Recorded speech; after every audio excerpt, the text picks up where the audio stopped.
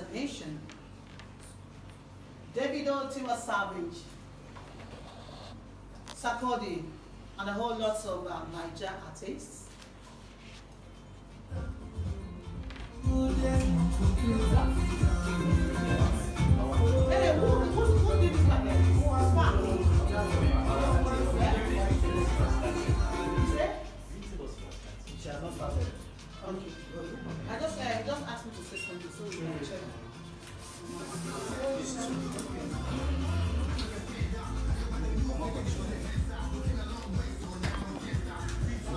Skyline Trust, ABS, Anambra Broadcasting Service.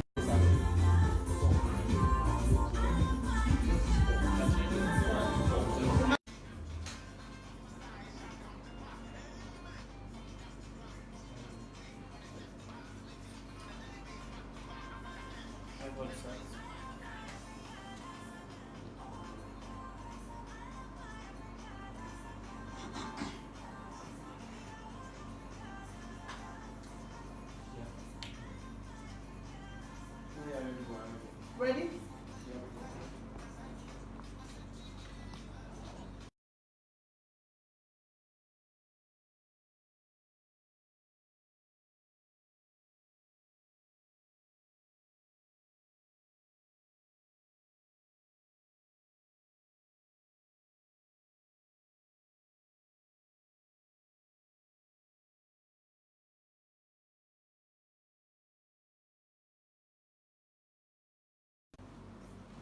Welcome, live in the house on 88.5. This handsome, young-looking man talking about, do I call him chief? Do I call him honorable? Do I call him doctor or engineer? But all the same, I know his name is Omoyele Sowore. I have him live in the house. Good evening, sir. Thank you so much for having me in the house. It's a pleasure. Full house. And this Sowore I've been hearing, you know, yes, just some years back, I've been, you know, I've heard so much about you, and it's a good thing that you are in the house live, yes, on the station. They call us Heartbeat of the East. Fantastic. Yeah. So I need you to tell us why you are here. Yes, I'm here in the Oka today because I'm running to become the president of the Federal Republic of Nigeria. And under the banner of the political party known as the African Action Congress, AAC. So they lifted a ban on their campaigning, and we started the southeastern leg of our campaigning today. Yesterday in Enugu, and today we're in Oka, and we hope to continue by heading out to Onitsha and subsequently Owerri and Aba. I think Aba and then Owerri. Yeah. So. And after that, we'll go to South. We've already done the northwestern part of the country. Okay. Yes. So far, that's so why I'm good. here tonight. So far, so good. How has it been? Very great. The narrative is changing. It's changing from what we're used to. A situation where we're always told that we don't have an alternative and that only two political parties are the best, are the forerunners. Now, young people are somehow waking up and taking on the system, and they are encouraging and supportive of my aspiration to lead this nation into prosperity and greatness next year. Okay. All the best to you, John. Thank you. You know, we have so many people in the race. So what actually distinguishes you from other people?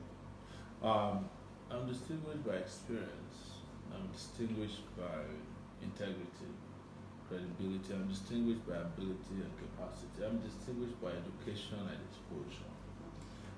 Of all the candidates, no one has had over 29 years of political experience, not as a partisan politician, but as a political activist.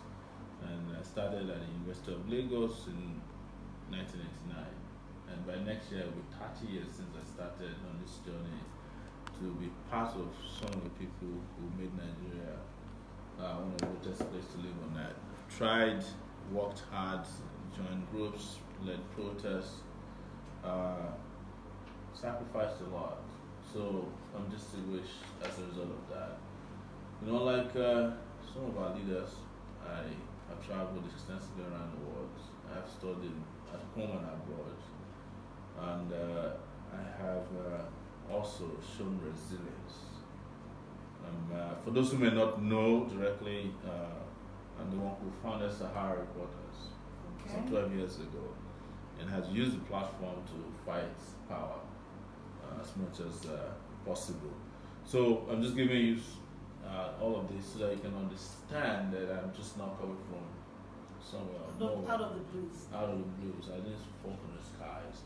I've been around here for a long time. So, and I think when you look at the ideas that we have out there, espoused in our programs, if you check out some of the things we'll be talking about and the way people are engaging and relating with them, you would know that this is a different type of campaigning, which we started as a political movement, take it back movement some 8 months ago, and it registered as a political party about 3 months ago.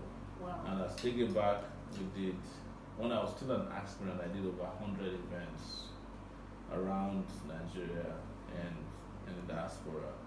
Town hall meetings, I know what I've ever done, taking questions and talking to people, asking them what's going on in their lives and how they would love to see in Nigeria of the future.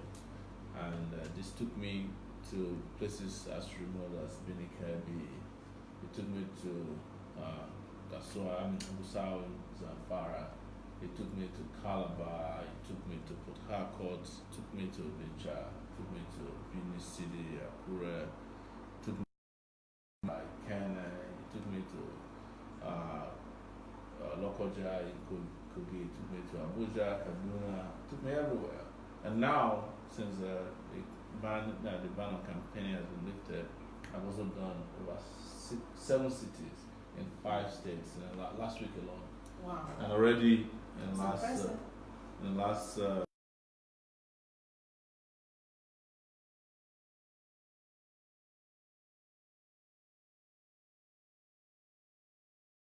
All right. Judging from your experience Yes. in politics, yes. I can see you have the passion.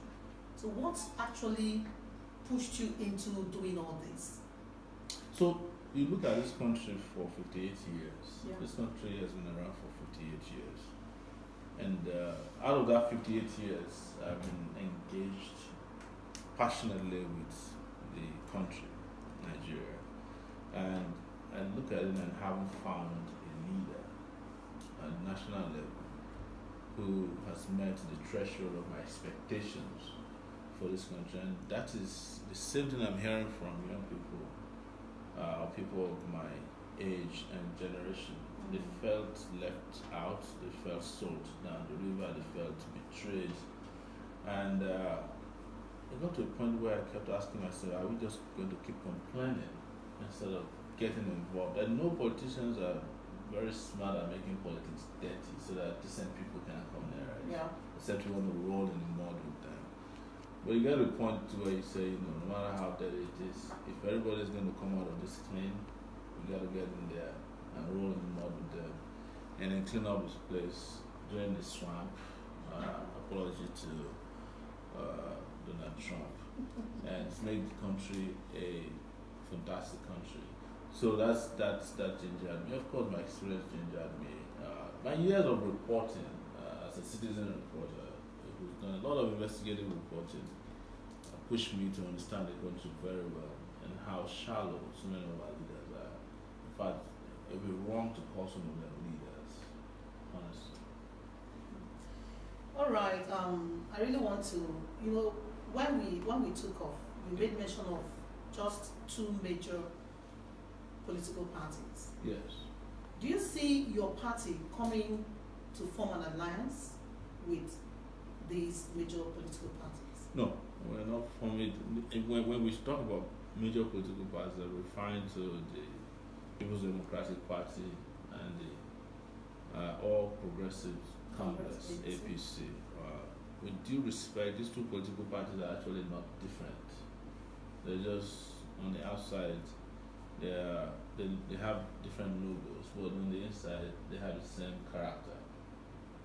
You would say they have the same characteristics. So what difference do do you think you can make? Oh, we can make a difference in every facet of our life. Starting from security, self-sufficiency, and creating an environment that will create an economic system that is all inclusive and that can make Nigerians become prosperous. Okay. And can provide jobs for millions of people. We have about 7 million jobs planned out in our program. I was about asking you how you're going to tackle youth Unemployment, unemployment. Yeah. Because that's my constituency right there. So- I have a bias for young people. I'm not exactly young, I'm 47 years old. But you look 30. Yes, thank you so much. And it seems like you've been hanging out with my mom a lot, talking about me looking handsome. But I've been through I can relate with you what young people are going through in Nigeria. Having been a student activist, student leader, having been a young person who fought several years, and I know what it is to be unemployed, because I graduated from the university at the University of Lagos in 1995 or thereabout, and left Nigeria in 1999. I didn't smell a job before I left. The only thing I could call a job was my National Youth Service Corps, NYSC, which they now refer to as "Now Your Suffering Continues" in Nigeria. So but a lot of people who graduated about the same time I graduated, who didn't have the opportunity to travel out, have still not found a job. Most of them still haven't found a job. So you have layers and layers of people who have never had to work. They're just hustling and begging for food, sometimes begging for medicine, begging people to send them money, or begging their brothers abroad for remittances. That should not be the case. So we have to instantly tackle that job issue, employment for young people, and that is why we're looking at providing 7 million jobs within 2 years, or at maximum 4 years in Nigeria. That's our first tenure, and the area we want to do so is investment in security, in the power sector, and infrastructure. I say it everywhere, and I'll repeat it here again on ABS, that we are going to turn this country into a construction site, because Nigeria needs to be completely taken apart and reconstructed, and in so doing, people are going to get busy. We want to hire 200,000 teachers, we want to hire 160,000 health workers, and unleash them in this country. In talking about electricity, we want to bring in renewable energy as one of the sources of electricity. That's solar energy in particular. Even some of the issues that are bothering us, like the herdsman-farmer crisis, can be resolved by creative governance.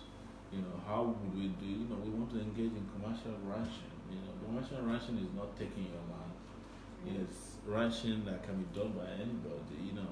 Last Sunday, I was at a Redeemed Church. I went to visit someone at the Redeemed Church camp, and they say there's a city by itself.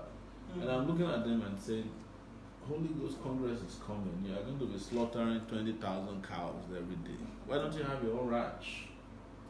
It's not a crime to have your own ranch. You can go abroad and bring any breed of cow to the place and raise it. Churches can do it. Universities can own their own ranch. And there's so many ways. And if we have 20 million cows in Nigeria that are roaming around.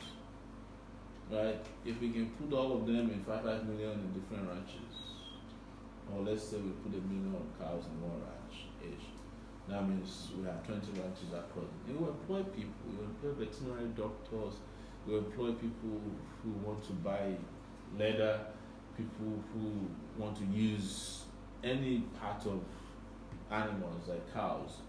They'll be doing business with you. It can even be a source of tourism. And beyond that, the droppings, the dung from cow, can be used to generate electricity. Most people don't know. So this is why a creative and innovative leadership is necessary for the country. is the reason why we should divorce ourselves completely from people, in my view, who I refer to as people with analog brains. Nigeria should look like this studio. It should be digital. Digital. Yeah. If this Kudos studio, to our governor. Made it exactly, possible. your governor, and particularly my friend Uche Ward, Yeah. I would have skinned him alive if I met this place in a horrible condition. He knew. Well, no, you know what you can do. Yes. So, but imagine this studio, for example. This is how you run a modern studio. If you are still turning knobs and begging somebody to bring in the headsets and moving pieces and bits apart, you would not. It won't make life easy for you. You don't even have to press so many things because Exactly. a lot of things are calibrated in front of you and computerized and synthesized. And that's exactly the way you want to model Nigeria. That's how Nigeria should be working. Exactly. You're just sitting there, and a lot of things can be happening automatically. You can put Nigeria on autopilot. Right now, Nigeria is on autopilot, but it's like Fine. I have live in the house the presidential candidate of African Action Congress, AAC, in the person. how to reach him or how they can reach you. We have a structure here that's young, but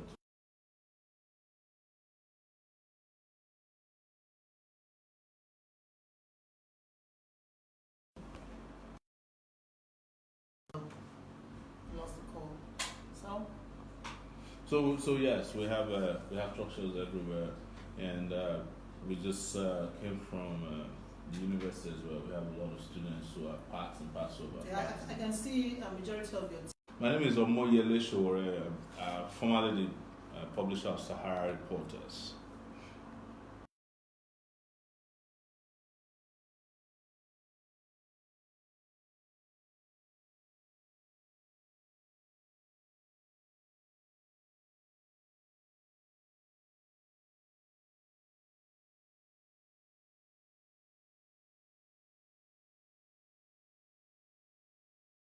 Yes,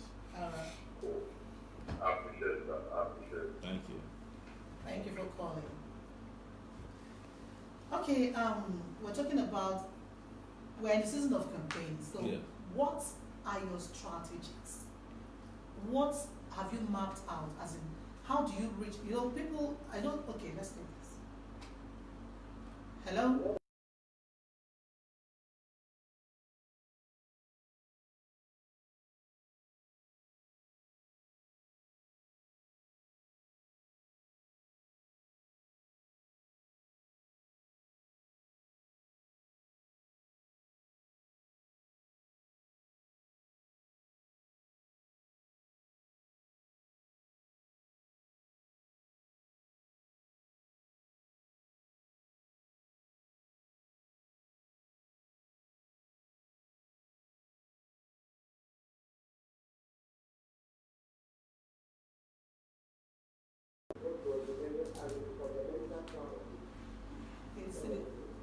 Thank you. Yes, so I'm not going to speak in a language of the old, and youth empowerment to me sounds like a slogan for politics. Okay. But I think what young people need is education first, and when they graduate, they need opportunities, and of which getting a job is just one of the opportunities that you can make open to. Because sometimes we sound very plastic when we talk about opportunities. It's okay, you graduate from university, then you get a job. It's not, getting a job is not the only thing everybody who graduated from a university wants to do. There are people who want to get into research, there are people, Skills. yeah. There An issue I want to know is like how to tackle corruption. Okay. Thank you. Got him. Yes, thank you. Corruption is a big problem. I actually come from a background of a lone corruption fighter. I started Sahara Reporters basically to fight corruption within the Nigerian political and private sector. And I've done a lot of corruption stories, and I realized that fighting corruption doesn't end with just shaming people alone, putting them in handcuffs and putting them in jail. It has to do with also modernizing our existing structures for handling our business, and because sometimes it takes a lot more money to recover stolen funds. Exactly. Yeah. So what people do around the country is they devise means through which they separate, as they say in Nigeria, goods from yam, and that's what we need to do in fighting corruption. So from the beginning of how we process our budget to how they are disbursed and how they are spent, we make them transparent. Okay. Yeah. There's no reason why you don't know how your local government is receiving money and So you're spending. talking about transparency. Transparency is one of it. It's the greatest sanitizer against corruption is to be open and transparent about how you're conducting your business. Okay, let's take just this last call. Yes. Hello, good evening. How are you? I'm good. Your name and location. Okay, ask your question.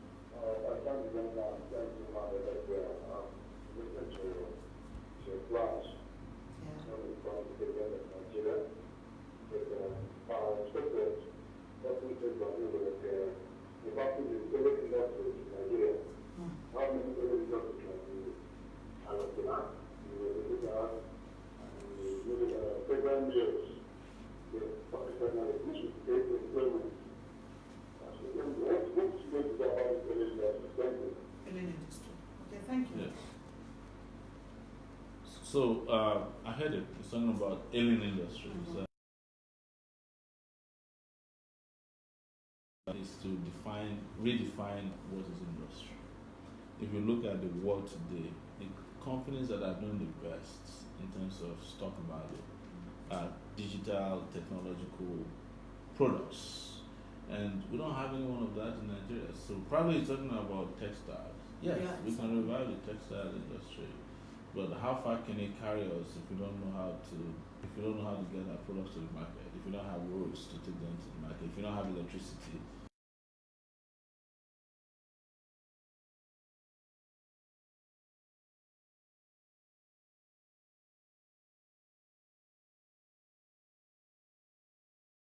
They're just closed down because the environment is not favorable for business.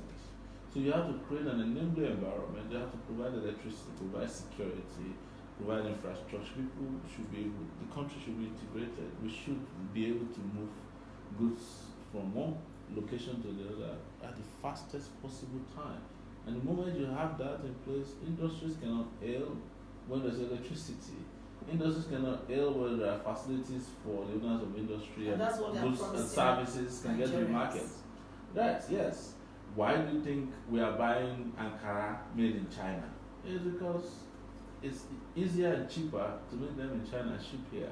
But to produce the same quality of Ankara in Nigeria, you incur more cost of production than they do in China. So you can't compete.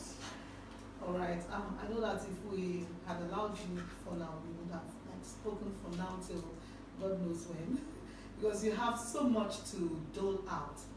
All right, at this juncture, I just want to ask my last question. What are you tell the youth, as in all the packages you have for this campaign and your dream, to govern the country?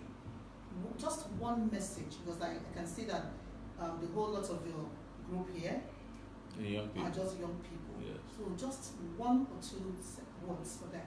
It's to know that this is the moment. This is the moment that every young person has been waiting for. And they should not allow the confusion about the quality of the candidates to blur their vision, to understand that there's a better alternative. Or there are even better alternatives that are not the two antiquated, obsolete ideas that you have out there with the other political parties, and that we are capable, without doubt, of leading this country onto the path of greatness. And that is exactly what we do, because we have the capability to do, we have the capacity to do it. The brain is here working over time, and I can't wait to become the President of the Federal Republic of Nigeria so that we can change the trajectory of our country once and for all and for the final time. Thank you so very much, and we wish you all the best. Thank you. We pray God to lead you to your dream and make you the best of the best. Thank you. Yeah, for the past 45 minutes or thereabouts, I've been speaking with Omoyele Sowore. He is the presidential candidate of Nigerian Action Congress, AAC. And from every other person in the house, my name is Stone Enijuke. Thank you so much for listening. Thank you for watching.